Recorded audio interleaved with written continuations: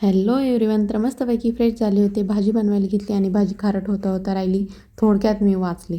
मग काय, सुनीलला जेवायचं होतं तर त्यांच्यासाठी पापड भाजले आणि पापड भाजता भाजता चटका बसला. मग त्यांना मस्त 5 पक्वान्नाचं ताट बनवून जेवायला दिलं आणि ते त्यांच्या बाजरीच्या भाकरीवरचं कमी झालेलं प्रेम आणि ज्वारीच्या भाकरीवरचं टुरू थोडक्यात सांगत होते. मग म्हटलं ठीक आहे, चालू द्या तुमचं. मग काय, भाकरी बनवून घेतल्या, माझं सगळं आवरून घेतलं, जेवण वगैरे झालं आणि मग म्हटलं चला वरती जाते, कारण मी एकटीच होते.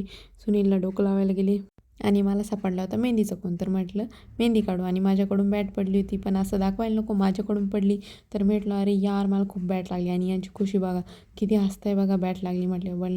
मग काय, मेहंदी आर्टिस्ट असल्यामुळं जरा मेहंदीच्या टिप्स दिल्या आणि लगेच मेहंदी काढायला घेतली. मस्तपैकी माझ्या हातावर मेहंदी वगैरे काढली. मस्त हे बघा कशी दिसते माझी मेहंदी, कमेंटमध्ये नक्की सांगा.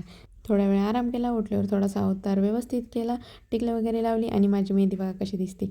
मग सगळ्यांसाठी चहा टाकला आणि हे बघा डास मारता मारता चहा पित आहे. आणि त्यांची चालू होती मालिकेवर टीका करायचं काम, कारण आत्या मालिका बघत होत्या आणि त्यांना बघायची नव्हती.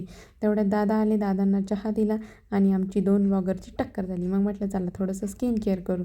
तर स्किन खूप ड्राय झाली होती, तर म्हटलं स्क्रब वगैरे करू. मग काय, खसा तोंडाला जरा चोळून घेतलं, तोंड धुतलं आणि लगेच रिव्ह्यू बघायला लागले. सगळं आवरलं आणि मस्त आता स्वयंपाकाची तयारी करायची होती. तर मला बनवायचं होतं कारला आणि मला कारला अजिबात आवडत नाही, पण माझ्या आवडीचा आज होता मसाले भात. तर मी मस्त आवडीने मसाले भात खाणार होते. म्हटलं ठीक आहे, कारलं तर कारलं. श्रीजा आली होती, श्रीजासोबत थोडंसं खेळलो आणि सगळे मस्त जेवायला बसलो.